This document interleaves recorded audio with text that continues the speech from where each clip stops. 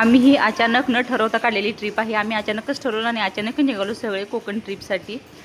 तर आम्ही रस्त्यात नाश्ता केला आणि निघालो कोकणकडे.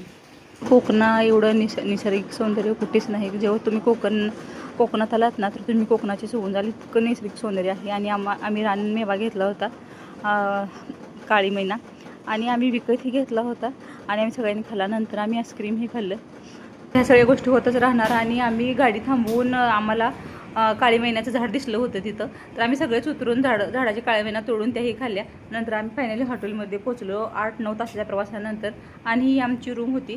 कोकणात सगळ्या रूम अशाच असतात, तुम्हाला असे कोलारोचेच रूम दिसतात.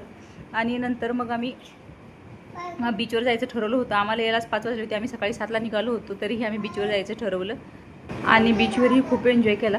मुलं माझी घाबरत होती, ते 2-3 वेळा बीचवर आले आहेत तरी का घाबरतात काय माहीत नाही. आणि आत्या पहिल्यांदाच मला समजलं की आत्याला पोहायला येतं आणि दुसऱ्याही आत्यांना पोहायला येतं. तर आम्ही सगळ्यांनाच आश्चर्य वाटलं, कधी आत्याने सांगितलं नव्हतं. आणि पोहून झाल्यावर आम्ही जराशी कांदा भजी खाल्ली आणि माझ्या बाळाला चहा प्यायचा होता. आणि नंतर मग आम्ही जेवण केलं. इथं कोकणात म्हणल्यावर मासे तर पाहिजेच, आणि सगळ्यांनी चिकन खाल्लं, मासे खाल्ले. आणि आम्ही व्हेज खातो, तर आम्ही पनीर मागवलं होतं. तर आम्ही सगळे जेवलो आणि खूप छान सोबत वेळ घालवला. ट्रिप ही 2 दिवसाची असते, पण आठवणी ही आयुष्यभरासाठी कायमस्वरूपी आपल्या मनात राहतात आणि ते आनंद देतात. आणि नंतर आम्ही झोपलो. कसा वाटला व्हिडिओ नक्की सांगा. Thank you so much.